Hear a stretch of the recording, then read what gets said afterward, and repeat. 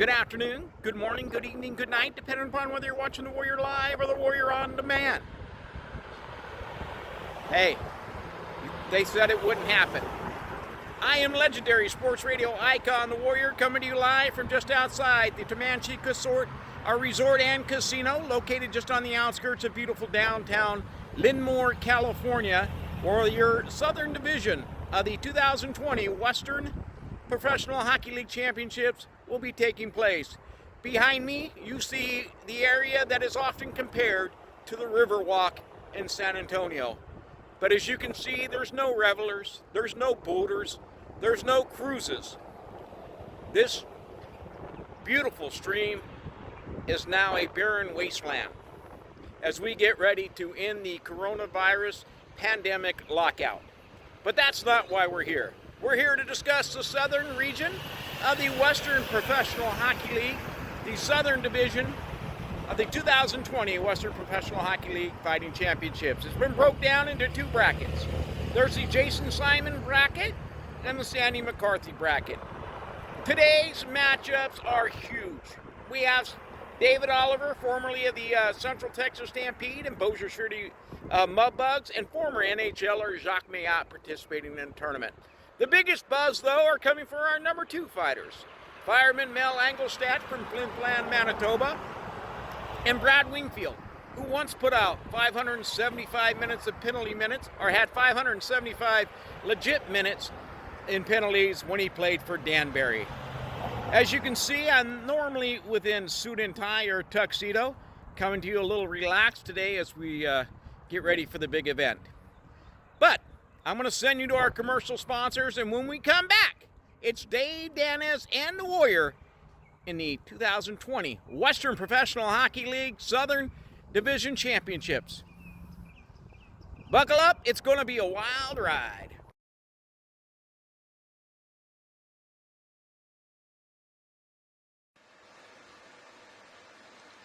Before we continue, I want to take a moment to recognize and pay tribute and homage to some players in the Western Professional Hockey League that are no longer with us.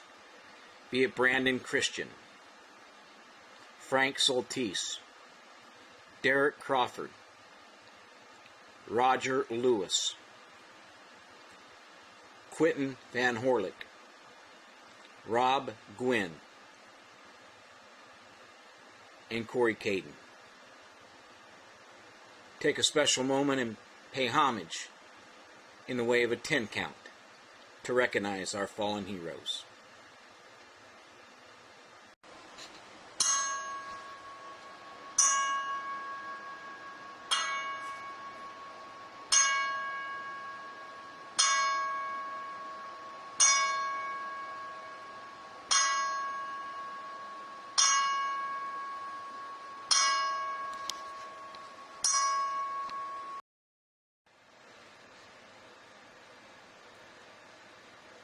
Thank you.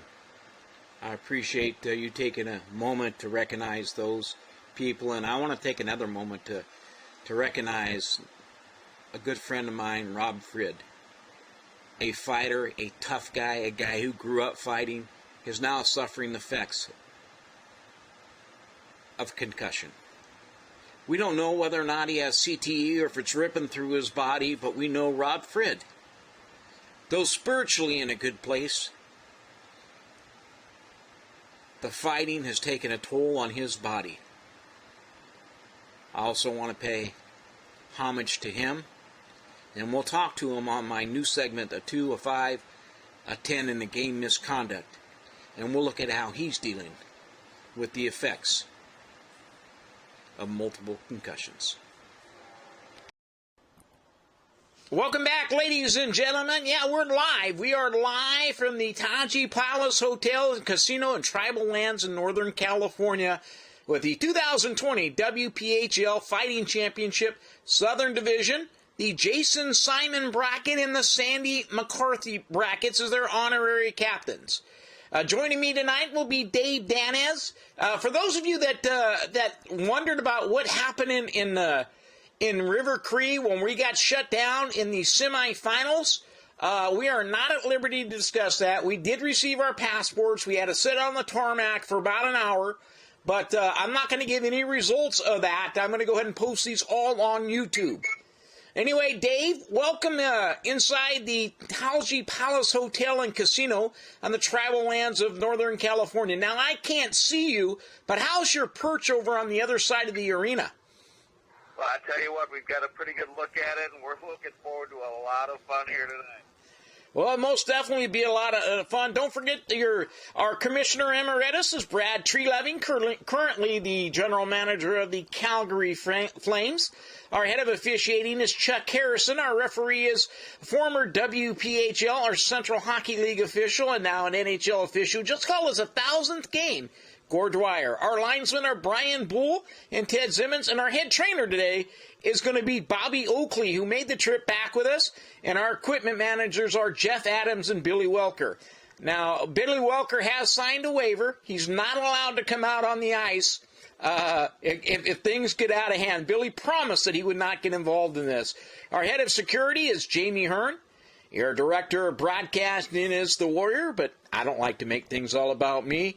Hey, Dave, how excited are you? I think the last time that I saw you, I was doing one period of action with you in Monroe when the Stampede and the Moccasins met back in 2001.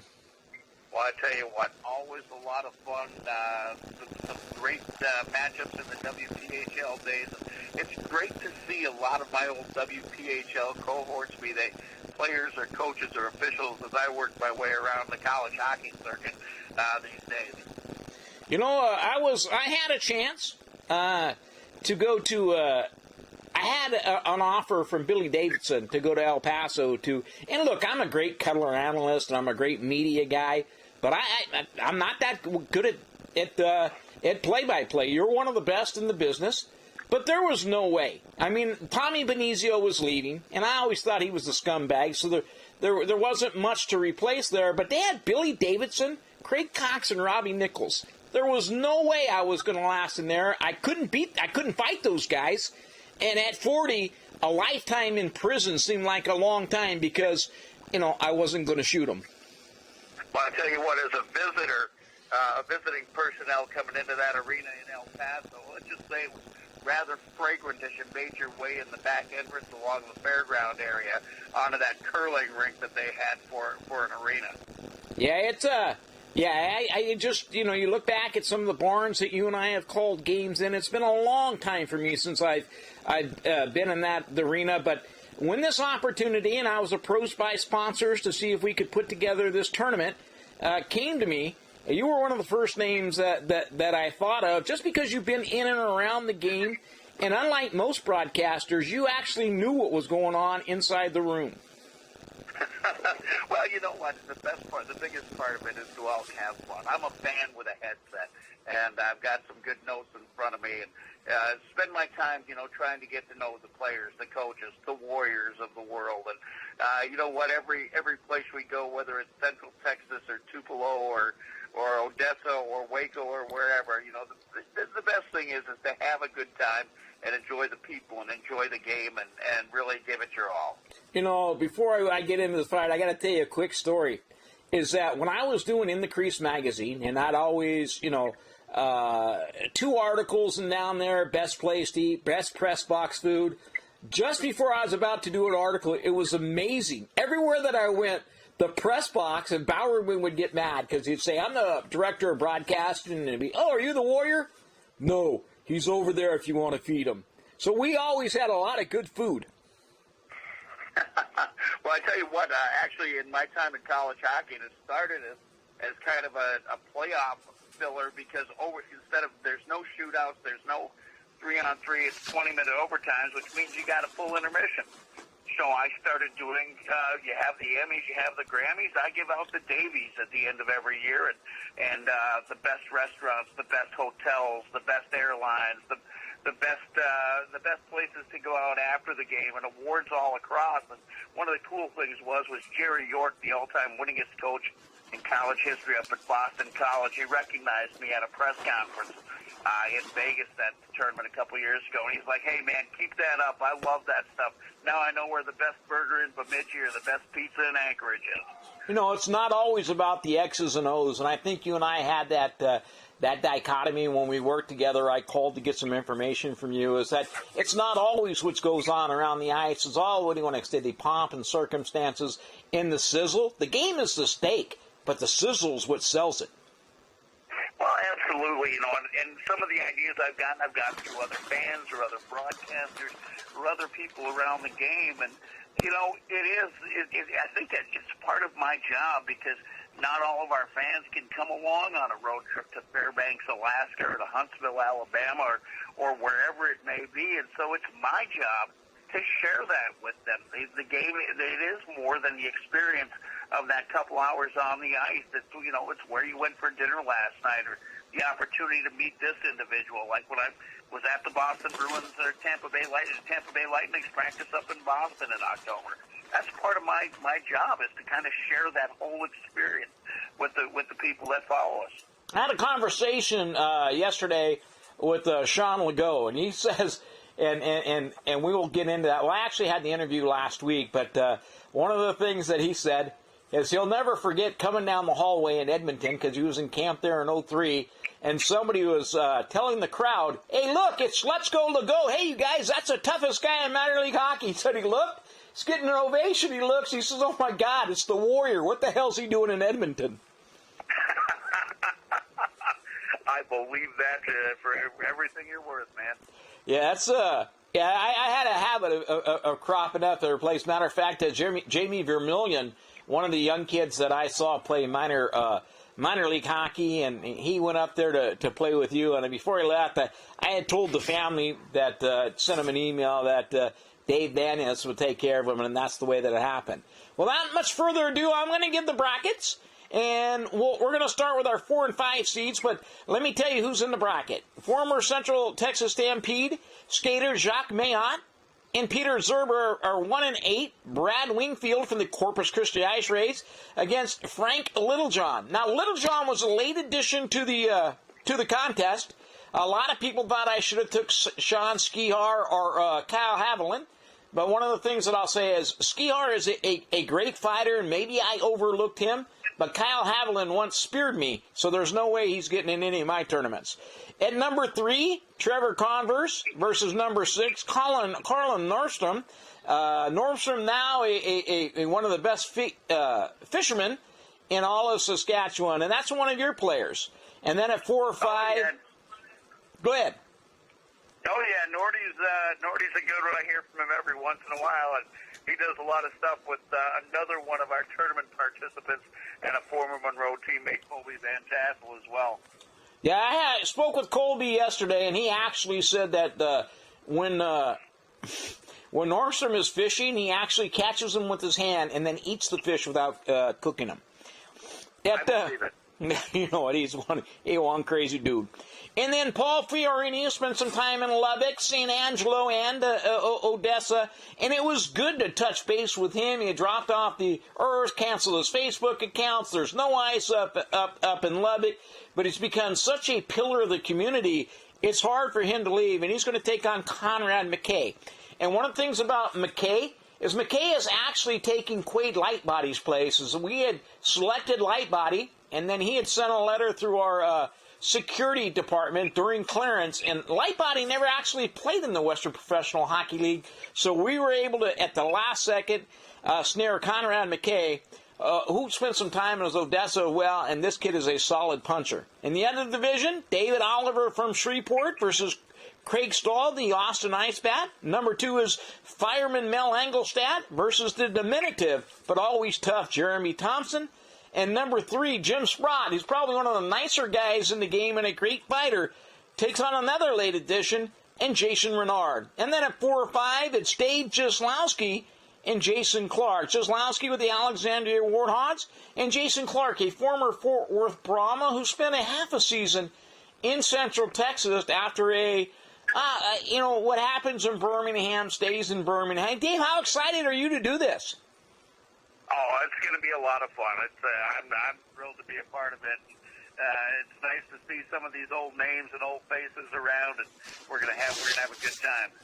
Well, It looks like the first combatants are getting ready, our pugilists, however you would say it, are getting ready. It's Dave Jaslowski with a number 4 seat. Comes in at 6 foot and 190 pounds from Edmonton, Alberta, Canada. You all know what an affection I have with Alberta and Edmonton and the amount of time that I spent there. Versus Jason Clark. Clark is known as TAS, 2 a season, because he normally played for about 2 different teams per season. From Cobourg, Ontario. He comes in at 6'1", 232 pounds. But I look down there at his number 97 jersey, and he's looking a lot closer to 260, 265 than he is at 232. Yeah, he's got a little bit of girth advantage over Jaslowski. And, you take a look at the stats. And Clarkie, 491 penalty minutes with the Roanoke Express and over 400 the year before. Jaslowski just 66 last year. And so you look at those stats and you think, boy, this is a mismatch. But I got a feeling that this one's going to be a good one. Well, here's what I look at it. They say, well, hey, look, Lester Hayes doesn't have, and this is a former Oakland Raider, Lester Hayes, and they said he only has 3 or 4 interceptions in the past 2 or 3 seasons. And I say, hey, when they don't throw the ball your way, then you're not going to get any interception. And when people don't drop the gloves with you and they give your people space, then you've done your job without ever throwing a punch. Well, Jaslowski was a regular 200-plus PIM guy in the Western League in Canada. And I tell you what, when you're a 200 PIM guy in the Western League, you are one tough guy because that is the toughest of the junior leagues, hands down. And when you're playing up in Moose Jaw and Lethbridge and Seattle and Spokane, you better be a tough customer if you're going to make it through. And don't forget my Antifa team, the Portland Winterhawks. Anyway, both combatants are pugilant, look like they're ready. I'm getting a thumbs up from the trainer, Bobby Oakley. It looks like Gord Dwyer is on the ice, and Tim Simmons. Tim Simmons is going to get the opening draw. I thought they'd go with Bull, but Simmons is going to take the first fight. And Dave, I'm going to turn it over to you for Dave Jaslowski and Jason Clark. All right, we've got Jason Clark, the Central Texas Stampede, Dave Jaslowski, Alexandria Wardogs, squaring off at center ice, and they'll do the ritualistic. We'll drop the hats, we'll drop the gloves, and there you go. Clarkie's using his usual Clarkie technique. He's dropping those gloves slowly, one at a time, and he's giving Jaslowski the look. They circle it at center ice, gloves and hats on the rink. And now they're ready to go. Clark kind of twitches, makes the first one, and he gets one upside the head of Jaslowski, but now Jaslowski comes back with a right and another right and another right. He's got 3 to the head of Clark, now a couple down in the midsection, 3 more rights to the head. Jaslowski all over Clark here in the early going of this match. Boy, Jaslowski's still going now. Clark kind of ducks. Jaslowski missed one. Clark gets a couple of shots in with the left. Jaslowski right back with an overhand right, and another, and another, and another. Clark blocks one.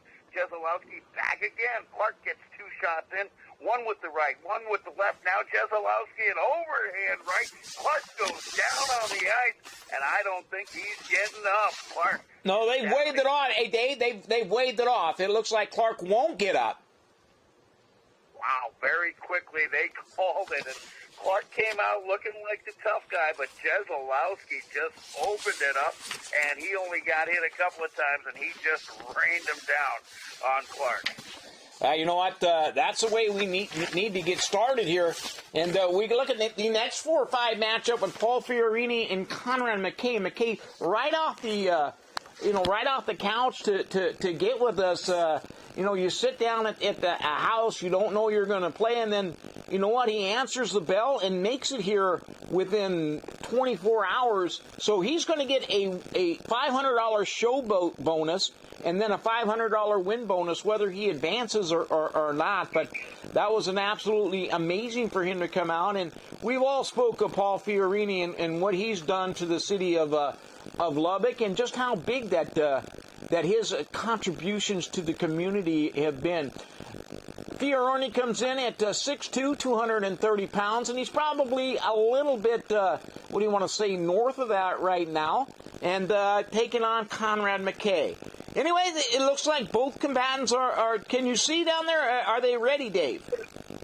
It's looking like they're getting ready, and I gotta say, you talk about tough guys and goons and whatnot. We have all throughout. Conrad McKay, one of the better hockey players in the whole tournament here, and he's a guy that is a 30 to 40 plus point guy in the ECHL. He spent some time up in the A, and pretty tough cookie in his days in the Ontario League as well with the North Bay Centennial. So we've got a good matchup here, and Fioroni, a pretty good hockey player on his own, has been a real big pickup for the Lubbock Cotton Kings, and I know he's a big favorite of Chris Dew. A huge favorite of Chris Dew. You ever called a game with Chris Dew or seen how tight those jeans are that Dew wears? Well, I tell you what, one of the things is we've gotten to share the press box a number of times. Never got to sit and do a game together, but always a great time to go up to Lubbock and spend some time with Chris and spend some good time around the rink. And the Cotton Kings, Al May and his crew, always very welcoming to the opposing groups.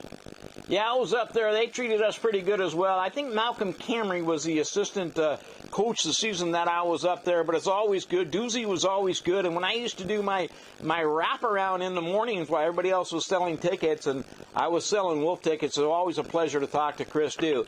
Now, both combatants look like they're ready. Big Paul Fioroni skates out on the ice before McKay, and there's no dropping of the gloves. There's no tipping of the hat. There's no dropping of the helmets. They throw their gloves off and they just go. McKay with a right. McKay comes back with another right. Fioroni ducks out of the way. McKay comes back with a right. Fioroni with the left. Fioroni with another left. Now McKay just wants to cover. Holy Toledo, this was a slugfest. Fioroni with the right. McKay with a right. Now both players circle around. They disengage and come back. Conrad streaks forwards, grabs the jersey of Fioroni. Now they keep swinging away. It's center ice. Both men are refusing to go down. Looks like referee Brian Bull has stepped in because Conrad McKay has been cut just above the left eye. And I got to say, Fioroni with some vicious punches. But you know what? Look at Conrad McKay. A little bit on the smaller side in this tournament, but he gave everything that he got, and you got to applaud the heart of young Conrad McKay. Well, I tell you what, boy, Fioroni really let him have it. McKay was game. He gave it a shot, but Fioroni has got to be one of the favorites in this tournament, and he really let him have it. Fioroni just with punch after punch after punch after punch, and once you open up that cut, it's all but over. And I gotta applaud the officials who did a good job of getting out of there. Conrad McKay, it looks like he's cut. There's very little blood, but when you open up there's a lot of blood, but not a very big cut. When you open up a cut above the eye like that, especially with the pressure from the punch and then the helmet prior to that, you're going to bleed, and it looks like he's going to be taken to the locker room, and he'll get a few stitches from Bobby Oakley, but he's none the worse for the wear after that fight. Well, I tell you, you're very familiar with the pro wrestling game, and where a lot of that blood comes from is those spots above the eye and up on the forehead. Not a lot of padding up there, and you hit bone, and it bleeds like crazy, and it's all over the place. But at the end of the day, they've got a couple of stitches, and a couple days later, you wouldn't even know it happened. And like I said, it's Dave. I got to agree with you. There is that.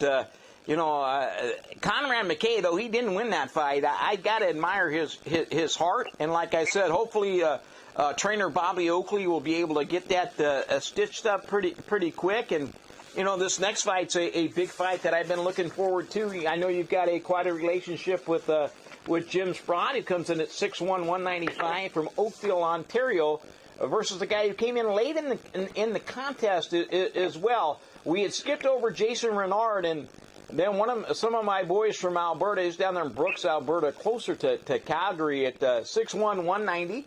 So he's given up about 5 to 10 pounds to Sprott. They're pretty much the same size. Both players look like they may have put on a little bit of weight during the off seasons here. But Renard's a tough guy in his own right, over 300 minutes in penalties while with the Monroe Moccasins. Well, I tell you what, Renard, a very, very tough cookie, and he's been around the league, and he's been around the block, and he's another Western Hockey League guy, Prince Albert, Swift Current, Tri-Cities, and he put up some good PIM totals up there, and he's been around, and we even had a call up to the Providence Bruins from Monroe. We had to pick him up back in Albuquerque when he came back from Providence, but his pugilistic skills have gotten him around the block. Hey, one of the tougher guys and a great guy. You know, you look at around the league, and some of these character guys, such as Sprott and Renard, for as much as they do on the ice, off the ice, they're twice the person that they are on the ice, meaning that they may be fighters on the ice, but off the ice, both these guys have been known for what they do in the community. Oh, I tell you what, Spotter's one of the best guys you'll meet. He was with us when I was in South Carolina. Had Renard in Monroe, and Renard a fan favorite. I mean, he's the guy that's slapping backs and shaking hands and kissing babies. His relationship with his coaching staff may not be quite as great as the one with the fans, but his work with the fans has always been terrific. And Jim Sprott, you know, one of the things that's funny about this game of hockey is some of the toughest, meanest, nastiest guys on the ice are some of the biggest teddy bears off of it. Jim Sprott, just terrific with people on and off the ice in the organization, and he's a good one.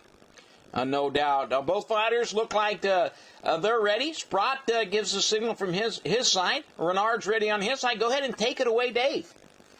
All right, Jason Renard checking in at 6'1", 190. Jim Sprott gives a little bit more girth to that, and he'll square it off at center ice. Sprott looking. Renard with the first shot. It's a right to the side of the head. Now a left to the jaw. Sprott grabs on, holds on a little bit. Now Sprott backs off and squares again. Sprott gets in a left. He gets in a right. Now Renard opens it back up. Renard takes one shot, gives two back to Sprott. Right and a left and a right, and Sprott goes down. Wow, Renard just caught him with an uppercut from the right, flush on the jaw, and the big guy from Oakville hits it right around the blue line. Ooh, you know what? I'm a little bit surprised on that, Sprott. Renard had taken some time off. Another guy had a late notification. That's probably, I don't want to say the biggest upset, but the odds today were set.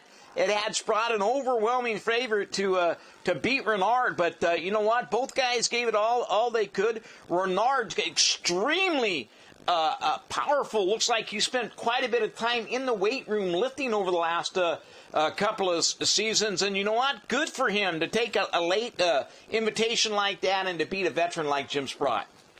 Well, I'll tell you, I would give Sprott the edge in the power category when it comes to the punches. I'd give Renard the edge when it comes to the quickness. And Renard caught him with a couple of quick ones, caught him flush, and that gave Renard the win. An absolutely amazing job. I didn't realize how strong he was or how quick he was, but everybody knows the power of Jim Sprott just to not get a chance to get off very well. But all in all, thanks to him, and the good thing about that, he's got a beautiful wife to go back to. Oh, I tell you what, Sprott is a good guy, great family, big fella from Oakville, Ontario, and you give Jimmy a pat on the back and maybe sit whenever you get a chance to spend time with him. He's a great guy. Anyway, our next pugilants are getting ready to come out on the ice. It looks like Carlin Nordstrom. Yeah, you spent some time with him. There's a tough kid out of Monroe, and we talked earlier about his prowess in and around the fishing holes up there in Saskatoon. He comes in at 6'2", 213 pounds. Had a couple of great seasons in the West Coast Hockey League. Spent quite a bit of time back. Also spent some time with Portland and Rochester's in 2 consecutive seasons in the AHL. But this is a tough guy that actually put up 39 points in 99-2000 with the Phoenix Mustangs of the the West Coast Hockey League.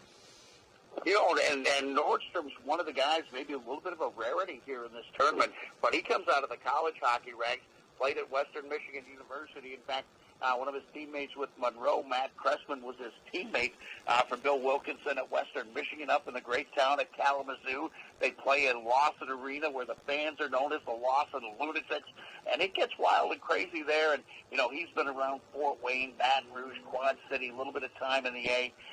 This is one of the toughest guys I have seen, and I'll tell you what, if more people wanted to fight him, he'd have a lot more penalty minutes. But, you take a look at the stat line, and you don't see a lot of seasons over 100 penalty minutes for Carlin Nordstrom because people just don't want to tangle with the guy.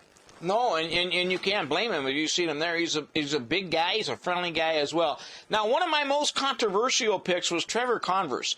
Converse only played 8 games in the Western Professional Hockey League with the Fort Worth Brahmas, but he's a tough guy in his own right. And if I was to say, hey, if they're, I took him. I liked the size. I liked the opportunity. I liked what he did. I didn't realize that he hadn't played as many games. But if we set a 20-game limit, then this would probably have been the guy that would have been replaced by Sean Skior. But at the end of the day, Converse is a better fighter than Skior. So what are you going to do? Well, I tell you what, Warrior, it's not like you've never been accused of a questionable decision or two amongst your time around the Western Pro. So let's just chalk this one up, another one in the Q column. Well, you know what? Plus, I like the guy as well. Anyway, yeah, you know what? Exactly. You never wrote a bad article about somebody who was about to feed me. Anyway, Trevor Converse is ready. He's down at the left end of the arena. Carlin Nordstrom skates up. He's ready as well. Both fighters starting slowly skating out to center ice. The referee kind of backs off a little bit. That's referee Gord Dwyer backs off a little bit. Tim Simmons calling this one here. Fighters kind of circle around, looking at each other. Now Nordstrom wants to engage. Nordstrom grabs the jersey of Converse. He hits Converse with an uppercut. Converse comes back with an uppercut. They break away again, skate back over into the left wing circle. Now Converse engages with Nordstrom. Hits Nordstrom upside the helmet with the left. Comes back with the right. Now Nordstrom comes back with a thunderous left hand, knocking Converse to one knee. Converse gets up and goes down again. This one is over. 45 seconds into the fight. Carlin Nordstrom pulls a big upset over Trevor Converse, and now the Warrior may be questioning this decision. Well, I'll tell you what, Nordstrom's a guy who's primarily a righty, but he can throw the left too, and he got a couple of those in there, and once you get them from both sides from Nordy, you're done. Yeah, that's unbelievable. It's great to see him. He'll advance. I don't know if it's going to interfere with his fishing, but that's good to see him advance.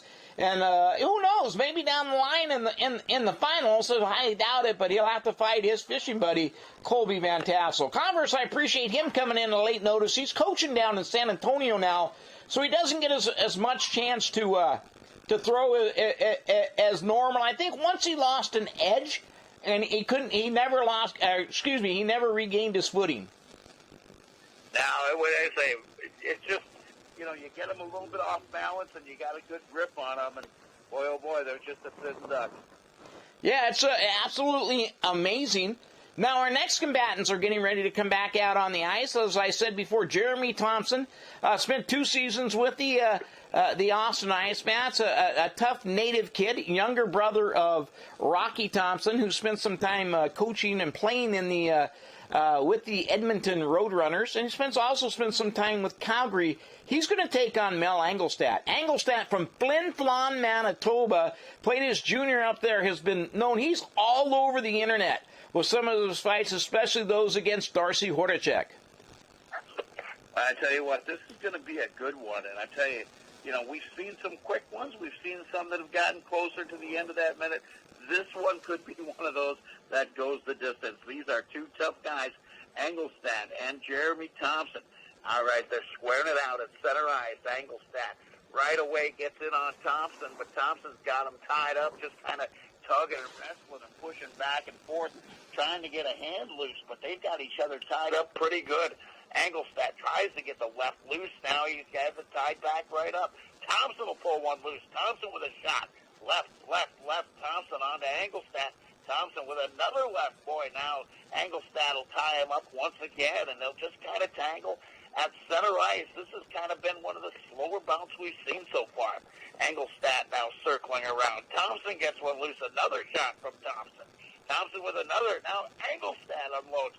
Engelstad has him staggered. He's pounded on him.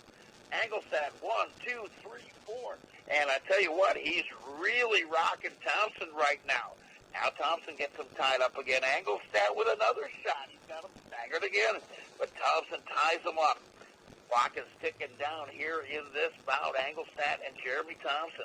Engelstad circles around, gets a shot in, another shot. But Thompson ties him up one more time. Now as the clock ticks, Thompson with another shot. Thompson gets 2 or 3 in, and I think that's going to be it. Wow, what a fight. Unbelievable. Engelstad dominating Thompson, but Thompson continued to fight. You look at the size difference, Engelstad quite a bit bigger than Jeremy Thompson, but this is one of the tougher kids. He doesn't know when to quit. Well, I tell you, you never give up, and that's the way it goes, and sometimes you just don't hear that bell, but no harm done, and Engelstad with a pretty convincing victory, although Thompson continued to give it his best. Hey, he wasn't going down unless you knock him down. Well, I thought he'd kind of rocked Engelstad a little bit, but the whistle had already sounded. But like I said, he's a great sportsmanship, and I think he was so tied up and into the fight that he actually didn't hear the whistle. Yeah, a little bit of a late rally there. Hey, you know what? You're down, you're digging, you're throwing, you're trying, you're giving it your all. And, hey, you know what? Until they make you stop, you just keep going. And, you hear that quite a bit in the not the WWE. You hear that quite a bit in MMA. You never know when it's that opportunity is going to arise, so you don't want to put it in the officials' hands. But once again, Jeremy Thompson, one of the tougher guys in there, and I gotta say, we have a lot of native fighters, and I don't want to say that we have a lot of tough guys. It just seems like kids who come up on the reservations, they just seem to put out just a little bit more and are fighting for a little bit more than just a chance to win themselves. But I think they're representing all of First Nations. Well, I tell you what, a lot of tough guys coming from up around the paw and such.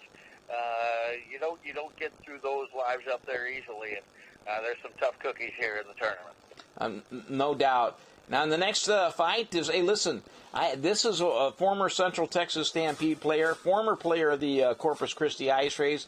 Big penalty minutes, 1 year in Corpus, in Elmira, 576 penalty minutes, 472 the season before that. I saw him as he first came up as a young rookie with the Central Texas Stampede, 35 games, 176 penalty minutes. The next season he only plays 10 games, and Coach Lee Norwood sends him, trades him away. And you see a guy like Wingfield come back, kind of started his career kind of slow, but at the end of it, he's one of the tougher guys to ever play in the minor leagues. I tell you what, Wingfield is someone to be reckoned with, and Frank Littlejohn is going to have his hands full. But I tell you what, he's going to have to. Littlejohn's got to land a lucky one if he wants to get through Brad Wingfield. You know what, Littlejohn, another one of our late entries here, and as I look down at this list, and you look at Frank Littlejohn, he's tough as can be. 145 minutes, 158 minutes in Adirondack, one season with Adirondack in the United Hockey League at 306, but during his short run in the Western Professional Hockey League, 43 games and only 71 penalty minutes. But Marty Melnichek played on that same team, and when Marty's on your team, are the meat grinder, not very many people want to go with you. I'll tell you what, they had some tough guys up there in Little Rock, and I tell you what, you got to be tough just to get to the rink at the Arkansas Fairgrounds in Little Rock. I lived up there for a little bit and worked out of that barn. It's not in a great place. You don't want to be there, and you better be ready in case your car stalls on the way out of there in the middle of the night on the way back into town. You can't mention Marty Melnichek without saying, rock and roll first shift, big fella. There could be rock and roll first shift, middle shift, last shift, any shift when you're talking about Marty. Marty never met a guy that he wasn't afraid to punch. Anyway, we're getting ready. And everybody's got a Marty Melnichek story. Wingfield and Littlejohn. I've gotten the word from Billy Welker that Billy Welker and Jeff Adams, the equipment managers, are doing some last-minute repairs to Frank Littlejohn's skates. Looks like they were damaged and perhaps shipment.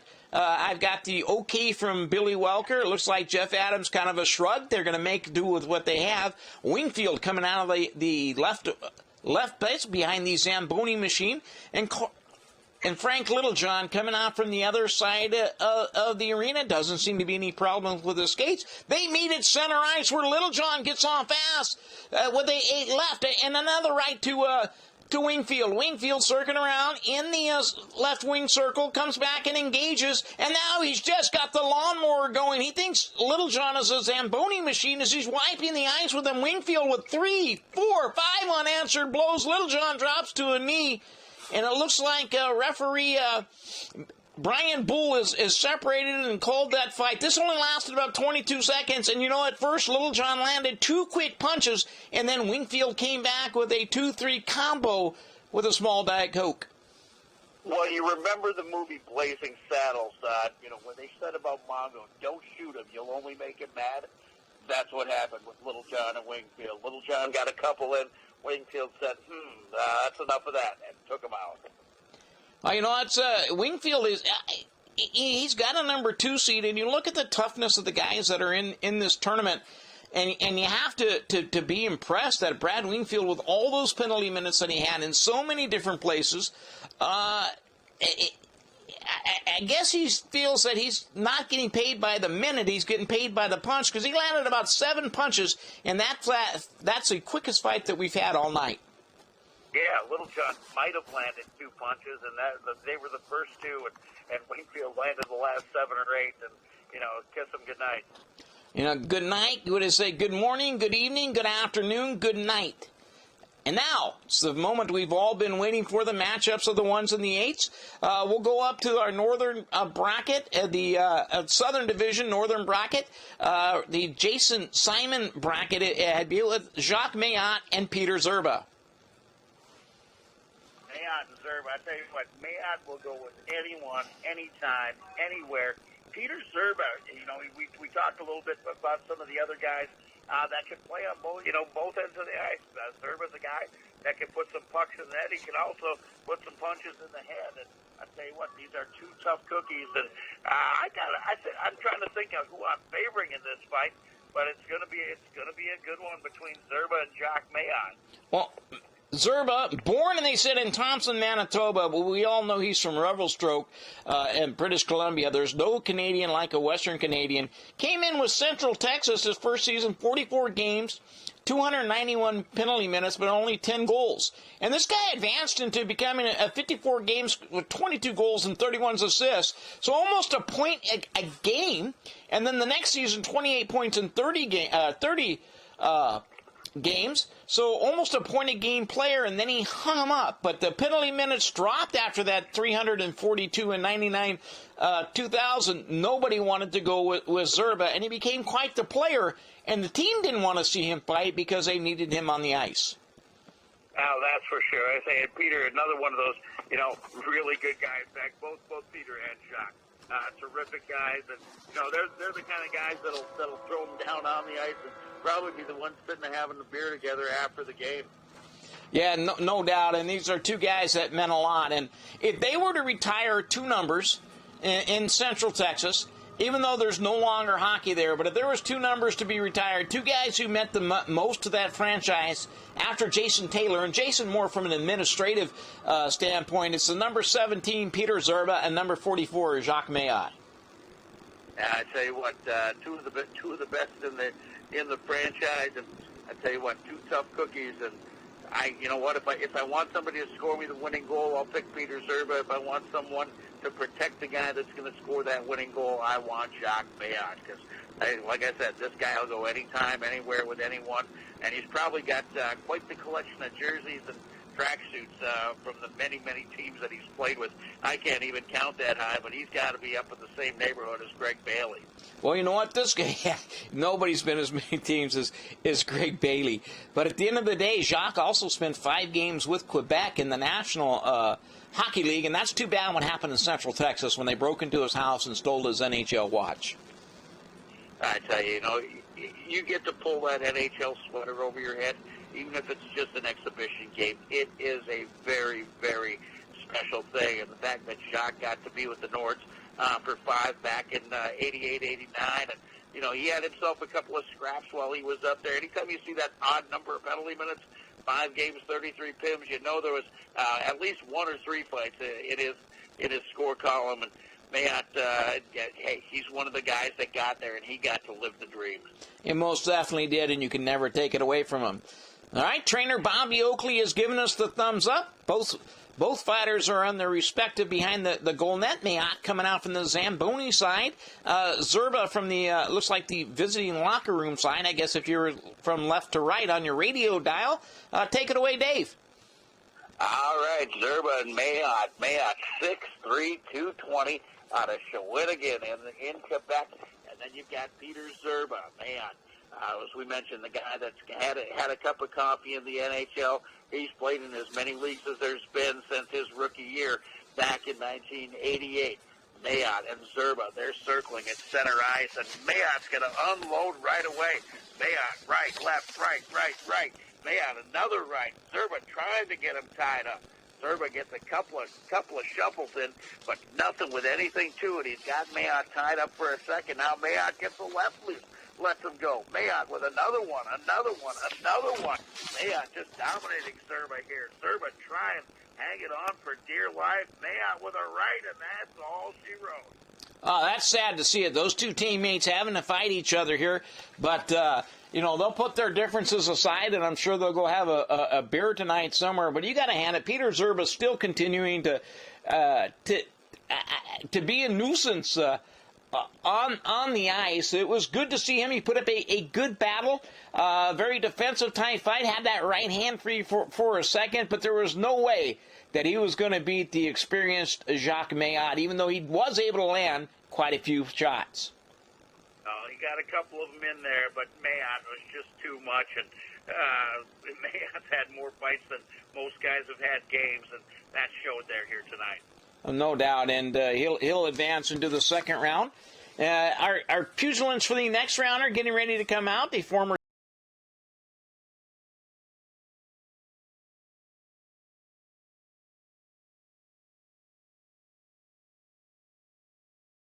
Mudbug. Sorry about that. It's hard to say because they were Shreveport when they originally came into the league, and a short cup of coffee with Hartford in the American Hockey League. Dave Oliver comes in at 6'3", 205 pounds, coming in at PEI from Alberton, PEI, Prince Edward Island, versus Craig Stahl, who comes in at, looks like 6 foot and even 200 pounds from Cranbrook, British Columbia. This is one of the, and another one of your Western Hockey League, your dub guys. Another tough kid coming out of the Western Hockey League at 6 foot, 220 pounds, and 5 full seasons with the Tri-City Americans. Well, I tell you, we talk a bit about David Oliver coming out of the Bossier Shreveport Mudbugs, and Bossier Shreveport's got hockey back. They're playing in the North American League in juniors, and their general manager, former player Scotty Muscat, who was one of the guys I would have loved. We were big rivals with him. Would have loved to have Scotty on my team at any time. Ran into him a couple of years ago in Nashville. I was visiting Brandon Walker, the former British Columbia linesman, and play-by-play guy at Tupelo and Shreveport. He's working for the Predators, and Scotty happened to be in the building that night, so it was a good to see some of those Shreveport guys up there in Nashville. David Oliver, excellent hockey player. You see point totals of 44, 35, 32. This is a guy that can put some pucks in the net. 67 for the Stampede in that 98-99 season, and he's a guy that can give it a little too if he's got to. Put up some penalty minutes in Charlotte, and he's done the job with Bossier Shreveport. Now, Dave, I know this is my turn, and you're going to do the entire second round, but I've got some administrative stuff that I have to attend to so that I can get some of these guys paid at the end of the fight. Do you mind taking this fight as well? Well, let's give it a shot. So we've got David Oliver for the Central Texas Stampede, Bossier Shreveport, and Oliver going up against Craig Stahl. And I tell you, this is looking like it's going to be a good one. Oliver and Stahl squaring off at center ice. David Oliver for the former member of the Stampede, as the Warrior mentioned, on a Prince Edward Island, now with the Bossier Shreveport Mudbugs. They'll circle at center ice. Oliver and Stahl, they're still looking. They're taking their time. They're measuring each other up here, and the clock starts ticking. Oliver and Stahl, and we're going to take a look. David Oliver for the Mudbugs. Oliver with a shot. Craig Stahl with a shot. Just a couple each. Oliver, another shot to the right side of Stahl. Oliver with another one. Stahl comes back with a left and a right. Stahl with another right. And Oliver now gets him tied up once again. They remain tagged up at center ice. Boy, this is a tough one. Stahl with a shot. Stahl with another one. Stahl coming with the uppercut and a couple of midsection shots. Oliver with the left. over the top of Stahl. All with another left. Oliver with another. Stahl back. Stahl hanging in there. Stahl with a shot. He's got it. Oliver staggered. One more with a left, and Oliver is going down.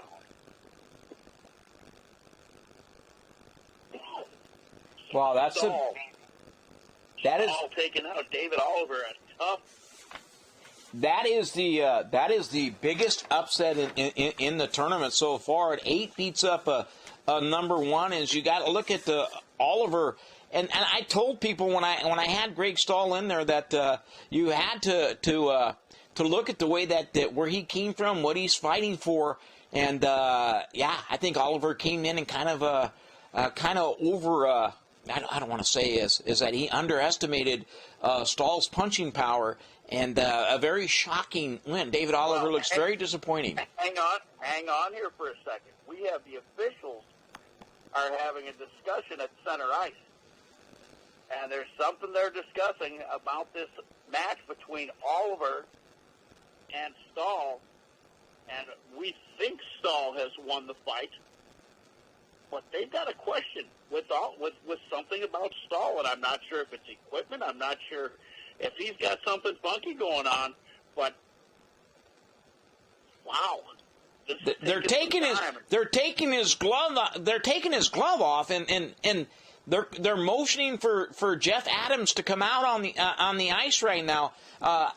Wow, it looks like that his gloves have not been sanctioned by the Fighting Commission, and they're going to disqualify Craig Stahl because of his gloves. So he actually won that fight, but he's been disqualified. Oliver will advance because Stahl did not have authorized gloves on. Wow, that's very interesting. It was a good fight. It was a tough battle between Oliver and Stahl, and we thought Stahl had come over. He knocked Oliver down, but Stahl gets kicked out. He gets the game misconduct, the fight misconduct, and so David Oliver by DQ over Stahl here in this one, and Oliver will advance. You know, Stahl looking over at Jeff Adams. It looks like something he's showing on the other glove. Looks like his original gloves look to be torn. Just looking down here through the monitor, but I think Adams did not know that those gloves that he was wearing, and I'm not going to mention the sponsors' names, had not been authorized for this fighting contest. They weren't checked prior to the fight by Chuck Harrison or Gord Dwyer. So it's sad to see, because of an oversight by Jeff Adams, that Craig Stahl is going to be disqualified from the tournament. Wow. That's a big one. We thought we had a big upset, but instead the number 1 seed Oliver over the number 8 seed Craig Stahl. So Oliver advances. Stahl is out. As if I could quote the great Jack Buck, I don't believe what I just saw. You never know what's going to happen in this great game, and there's a flip of the script here and there, and we've seen upsets in playoff games. We've seen upsets in Game 7. You get upsets in the fights too. Yeah, no doubt. I just very, very, very shocked for what just transpired. Now, outside of that fight there, as the fighters go back to the locker room to get ready, looks like in the draw, our first fight is going to be Engelstadt and Kozlowski, and then Oliver and Renard. Wingfield will fight Paul Fioroni, and Jacques Mayotte, like I said, will take on Colin Rundstrom. But what you saw so far, what was, in the last fight notwithstanding, what would you say is the fight of the tournament so far? Well, you know what? I think this Oliver Stahl battle was one of the best battles. It was one of the more even battles. I liked the Sprott Renard fight. Kozlowski, I really liked him against Jason Clark, and I don't think there's been a bad matchup yet, but I kind of like that Kozlowski Clark fight. Yeah, I think everything was pretty evenly matched. Little John. I feel funny every time I say Little John. I think of Little John, Jon, and I just want to start rapping. But you could never mess with Little John, especially on the when they're spinning records. But Little John lost an edge, and that was the only fight that was over quick. And it wasn't per se. Now Wingfield very, very powerful, and probably would have fought the fight in it, but it looked like there was a problem with his skate. So we've had problems with both Billy Welker and Jeff Adams. And I think Welker's going to take responsibility for the skates, but this may as well have been Jeff Adams' fault as well. Well, I tell you what, when I see Billy this season, he's working with the Huntsville Havoc, and we get down to Huntsville for hockey against UAH, and always good to see Billy around, and great to see him still working this tourney here.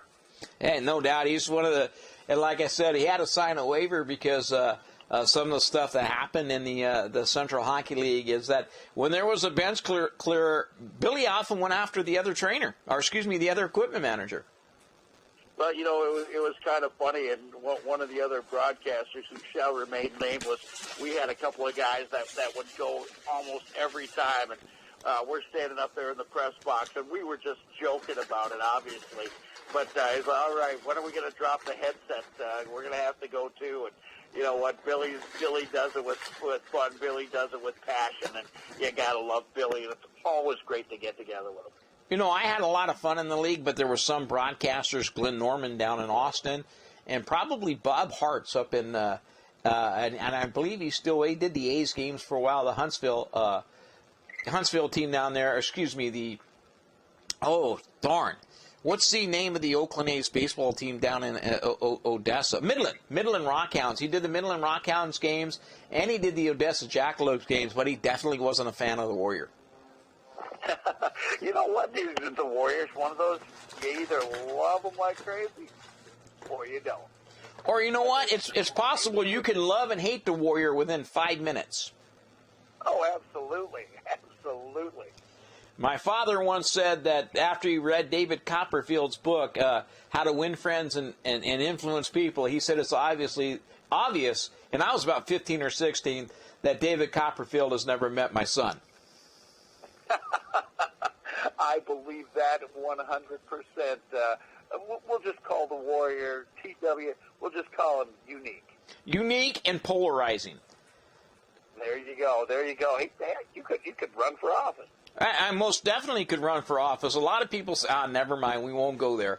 But I don't take it as a compliment when they say Warrior was Trump before Trump was Trump, and we'll leave that at that. But we'll just go sit at the Oxbow over there and have a couple and a good steak when it's all said and done. Oh, man, it's been a long time since I've been out in Central Texas. As I'm out here on the, at the forward edge of the battlefield in Antioch, California, just outside the beautiful town of Brentwood where the sewer meets the sea. I can't wait to get back to Central Texas. You know what, it's always good. We've been planning a reunion in Monroe this summer, but with all the crazy stuff that goes on in our world, you know, we'll see if that actually happens. But, you know, as it is, always great to see some of the old Whipple alums. You know what? And this tournament has brought a lot of us back together. Guys have told me, hey, I hadn't talked to so-and-so in 20 years, but since this thing started going on, players are talking back and forth. And you know what? I'm kind of why other people may consider me a divider, I kind of consider myself a uniter. And I'm glad that I was able to do this with you. Glad that I'm going to be able to do it with Chris Dew and definitely with Mike Madugo. So and Stu Paul as well. Who I've interviewed quite a bit off and on over the past couple seasons. Matter of fact, I actually had you on about 4 years ago when you were talking about the Green Bay Packers. Yes, sir. You know, and I keep in touch with some of the guys. Actually, Chris Dew, I met a young lady from Texas that used to work for the Lubbock Cotton Kings back in the day, and she knew of Chris, and I keep in touch here and there with Chris. And Mike Maduno, the Syracuse native who is back in who's in Kalamazoo now, and he gave me some tips. He's a Syracuse guy, and we went up to play at Cornell back in January and spent a night in Syracuse, and Mike Maduno gave me some tips on some of the best places to go in Syracuse and found me the best wings in the world at the Varsity, right about a 10-minute walk from the Carrier Dome in Syracuse. So I got to thank my buddy Mike for giving me some good guidance. You know what? That's one thing, Dave. Dave never met a restaurant that he didn't like. Dave was Yelp long before they had Yelp. Oh, you know, I tell you what, it's fun. We get to go to a lot of places. Yes, I have met one or two that I haven't liked, and they generally don't get good reviews on Yelp or TripAdvisor. But you know what? We follow our friends. You know, our Mike, as I said, you know, he's a Syracuse guy. Gave me a couple of good pointers there. So you know what? The next guy I know that's going to Syracuse, I'm telling him, hey, go to that place. Or the next guy I know that's going somewhere else, I've been always more than happy to share. Well, I'd like to welcome you guys back as we have the Dave Danis Tips for Dining. You know what? That even makes sense. You could start your own internet page. But, hey, Dave. It's suggested. You know what? Dave Danis, Tips for Dining. It looks like our next competitors are ready to go. That looks like, and I don't know how they did the seating here, but this looks like it's going to be Mel Angelstad taking on Dave Jezolowski, which should be an amazing fight. Well, I tell you what, this looks like, you know, Angelstad had a great first-round fight. Jezolowski really took it to Jason Clark in his first-round match, and so this one looks like it could be a dandy. All right, they'll line it up at center ice. Mel Angelstad, Dave Jezolowski, the former Alexandria Warthog. Jezolowski and Angelstad. Jezolowski with a shot. Jezolowski with another shot. A couple of quick ones to open, and now Angelstad will tie him up a little bit. Jezolowski trying to get that right hand loose. He's looking at Angelstad, and Angelstad, now he gets one loose. Angelstad with a right, and another right, and another right. Oh, my God, Angelstad opening it up on Jezolowski. He's just unloading. Angelstad, a right, a left. Now another left from Angelstad. Jezolowski is kind of looking like he's in trouble. Angelstad, another shot to the head, another shot. Angelstad now with a left to the midsection of Jezolowski. Angelstad pouring it all over Jezolowski. Angelstad with another right and a left, and the referee steps in, and this fight is being stopped.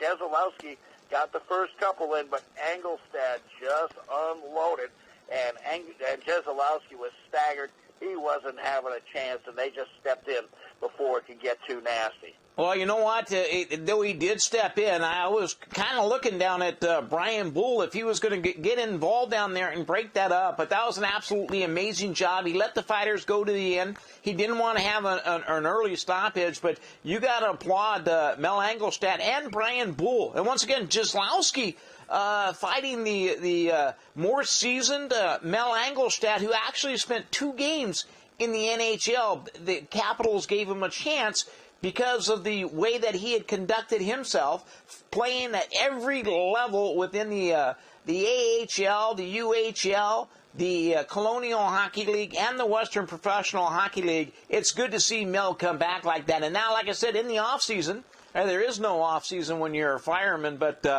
wow, what a fight. Boy, I tell you what, Mel Angelstad just, you know, I thought Jezolowski had an outside shot. I had Angelstad as the favorite, and Angelstad certainly showed why he was my favorite in that fight. Well, our next competitors look like they're getting ready. Looks like Dave Oliver, who had that controversial victory over Craig Stahl, versus Jason Renard. Renard with a big upset over Jim Sprott with in one of our better fights. Renard and Sprott, you know, I would have liked to have seen that fight 20 years ago. Let's see how Oliver recovers. And, you know, and later, perhaps before the end of the show, we'll get a chance to talk to equipment manager Jeff Adams to see what happened with the Craig Stahl gloves. Well, I tell you what, that's interesting.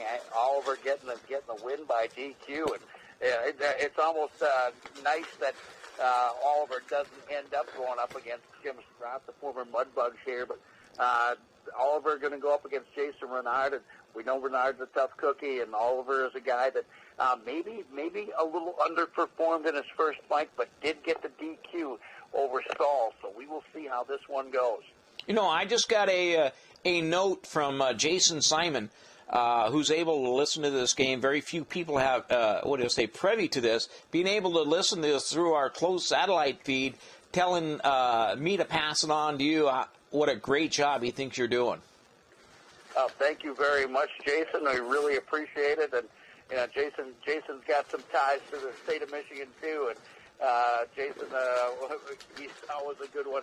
Always entertaining to watch him play.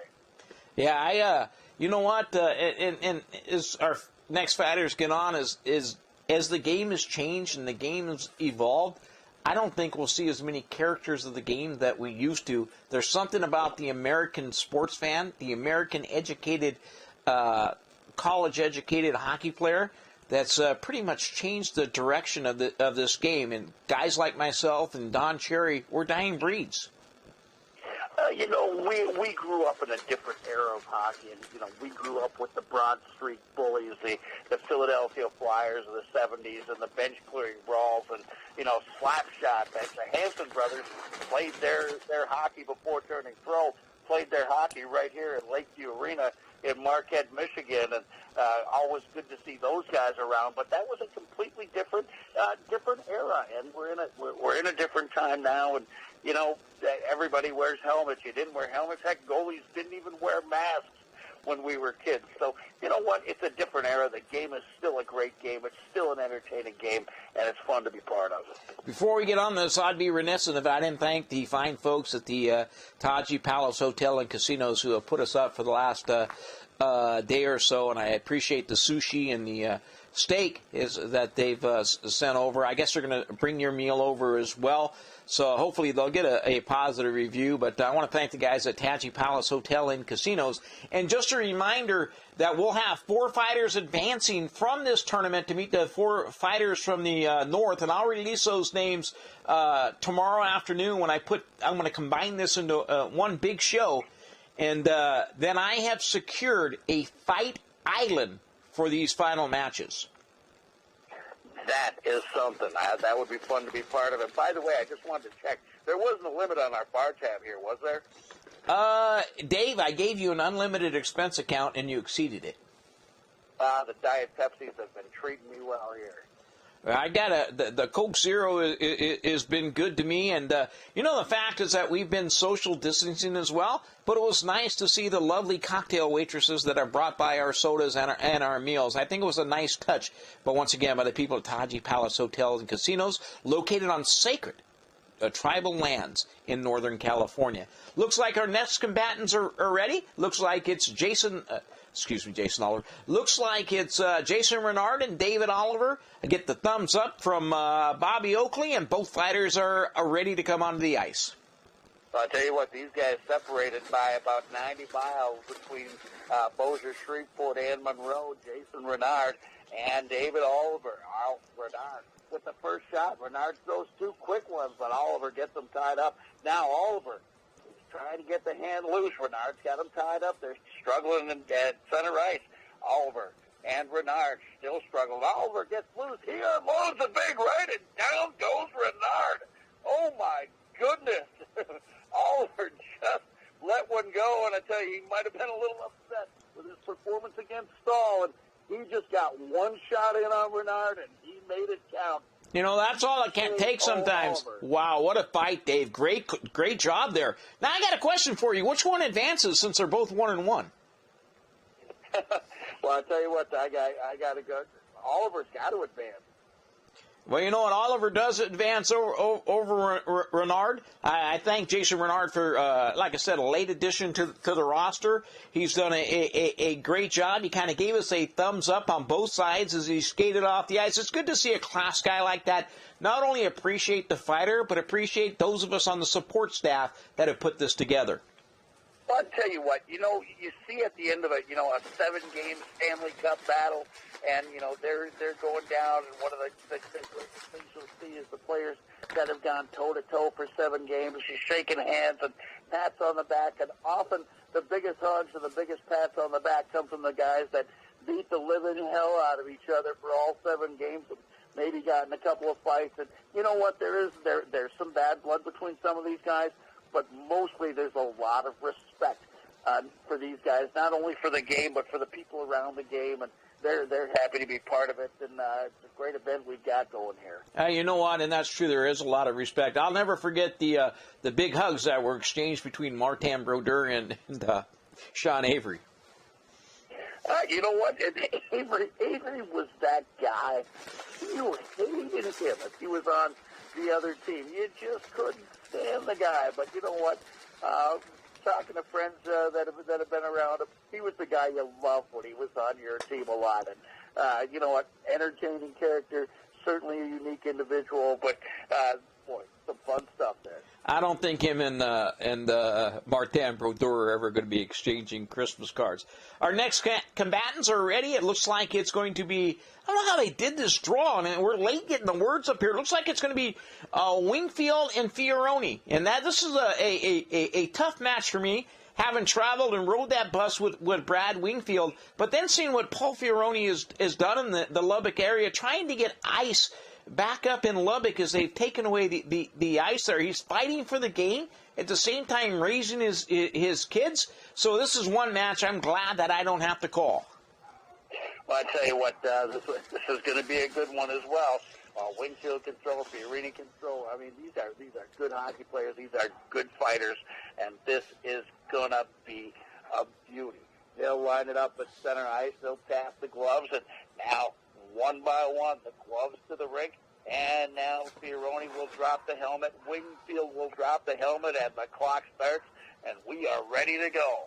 Wingfield, Fiorini circling around each other. Fiorini, the Lubbock Cotton kick. Fiorini gets a shot in. They're kind of measuring each other up. Fiorini with another shot, and he opens one up over the left eye of Wingfield. Wingfield gets a shot back in. He takes one at Fiorini, takes another at Fiorini. Fiorini with a shot back. Boy, they are really going, shots flying left and right. Haymakers coming from the fourth row. There's one from the press box from Wingfield upside the head of Fiorini. Fiorini's now got a little drizzle coming down the cheekbone. Fiorini and Wingfield back and forth, back and forth. Boy, they are just tearing it up left and right and left and right. Wingfield with a big right to the head of Fiorini and another big right. Fiorini steadies himself. He gets a left in on Wingfield and another, and Fiorini with a right on Wingfield. Wingfield up on Fiorini. They tangle again. Boy, two shots coming from Wingfield over to Fiorini. Fiorini throws one over the left side. Wingfield with a right, and Fiorini is staggered. Wingfield unloading now. Fiorini's in trouble, and Fiorini goes down, and the officials step in, and Wingfield gets the win.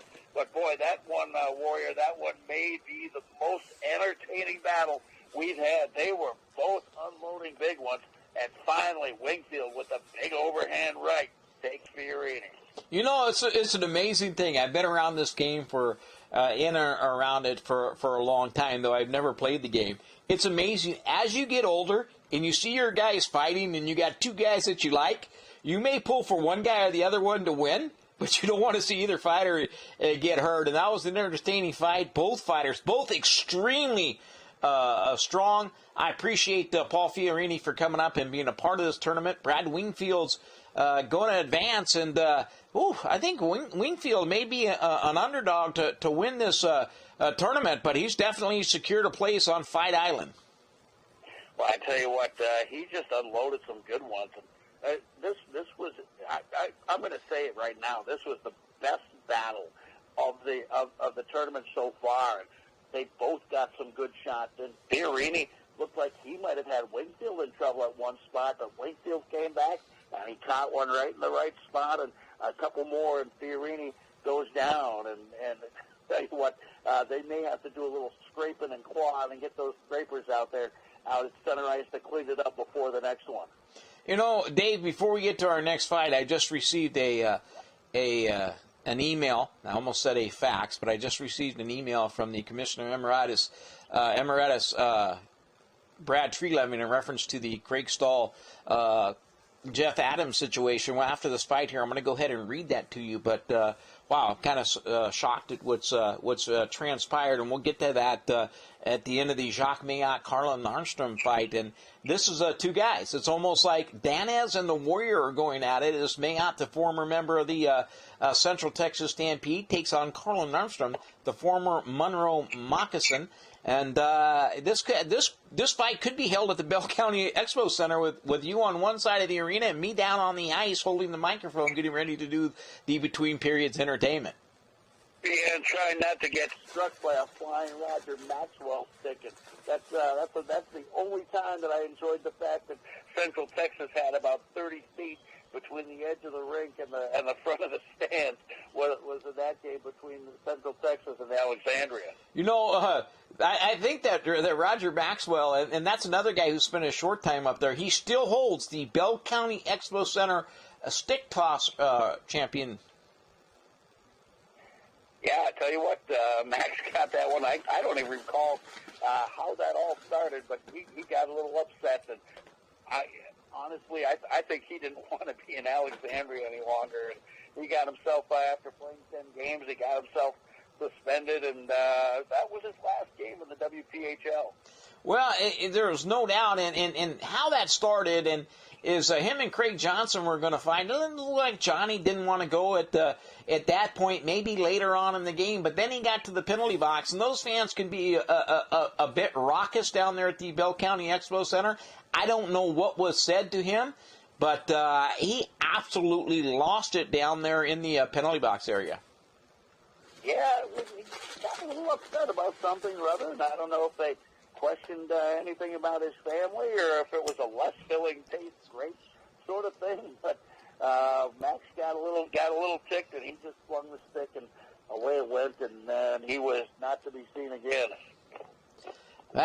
He was, and he was in our tournament last night. He was up in the Northern Division. That's another name that people said, hey, you know what, you should have had Sean Skihar, who Skihar incidentally broke John Murphy's jaw, and then Craig Stahl had opened up Murphy. So we got a lot of guys that aren't pure heavyweights, but a lot of guys in that Western Professional Hockey League could drop the gloves. Well, I'll tell you what, and Max is one of those guys. I saw him for years playing in Milwaukee. He's one that could go, and he got time in the AHL, and he was actually a fairly decent hockey player in addition to his pugilistic skills. But for whatever reason, things just didn't work, and he still, as you mentioned, he still set a league record, so and an Expo Center record as well. Well, unless our next fighters are ready, it looks like I said, Big Jacques Mayotte, he's coming out of the Zamboni interest. Carla Nernstrom coming out from by where the visitors' locker room would be. Go ahead and take it, Dave. This is our final fight of the evening. Then we'll come back and we'll close it up a little bit, and we'll look forward to our the Fight Island. And I'm still not going to release that information, but I do have a letter that I need to read.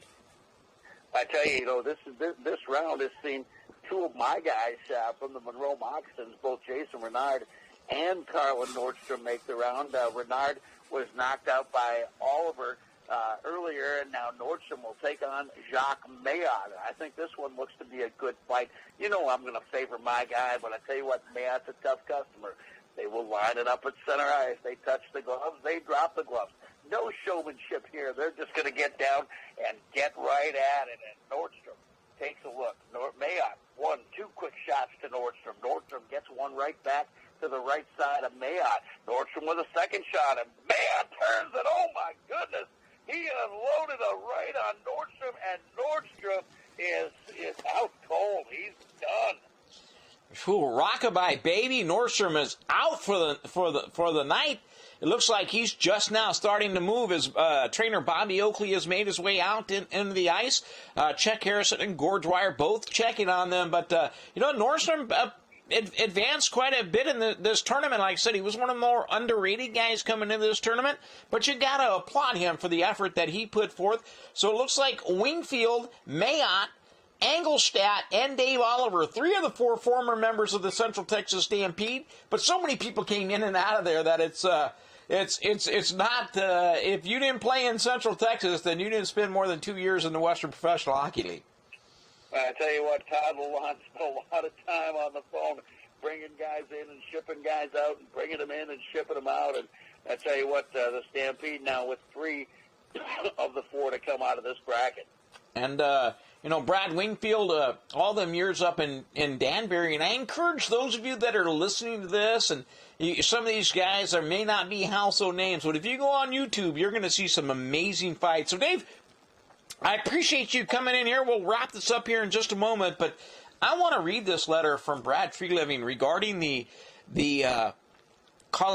Craig Stahl glove incident with the fight in David Oliver. First of all, it starts off by saying that he is extremely embarrassed by what took place, that there'll be a further investigation, but at this point, Craig Stahl has been cleared, but it looks like we won't be seeing any more of Jeff Adams. He's been suspended indefinitely. It doesn't give the reason why, but there just seems to have been some priorities with the gloves that were given to Craig Stahl after his gloves were torn. Well, I tell you, it's something interesting there, and you got to wonder if Commissioner Emeritus Brad Treliving will at least send Craig Stahl a complimentary pizza from the Treliving family business, the Boston Pizza people, so at least he can give Craig dinner for what happened here. Yeah, it's not his fault. He put together a tremendous fight with a big upset over David Oliver, and to think all that could go away. And listen, I love Smoke Adams more than anybody, but yeah, this is just it's embarrassing, and there's no excuse for what happened to Craig Stahl. No, but stuff happens, and you know what? We got to live with it, and we got to go on. And I think we're getting now into another great bracket, and you might have to rename this the Central Texas bracket. You might have to rename it. So now we're down to 8 fighters. We're going to put this all together. So it's hard to tell, hey, you guys can listen to this. Well, you're going to tell people when they're going to listen to it, why they're listening to it. Anyway, I'll put this together as quick as I can, which the fans don't care because if they're listening to it, they're already listening to it. But I think you know what I'm trying to say. I think I know, but I tell you what, Warrior, it's been a blast, and I tell you what, we got some. I'm gonna hand it off to some guys in the next round that not only great broadcasters, great friends, and it's great to be a part of it all. It's great for you to come inside. I wanted to say inside the Warrior zone or inside the crease with the Warrior, but as you know, and before we get out of here, I appreciate you and your efforts to try to get me inducted into the Western Professional Hockey League Hall of Fame. Though the league has folded.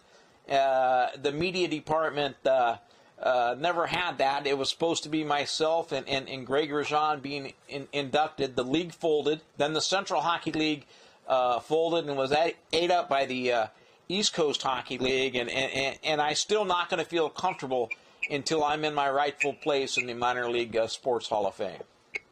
And you know what? If anybody deserves it might be you. I appreciate it.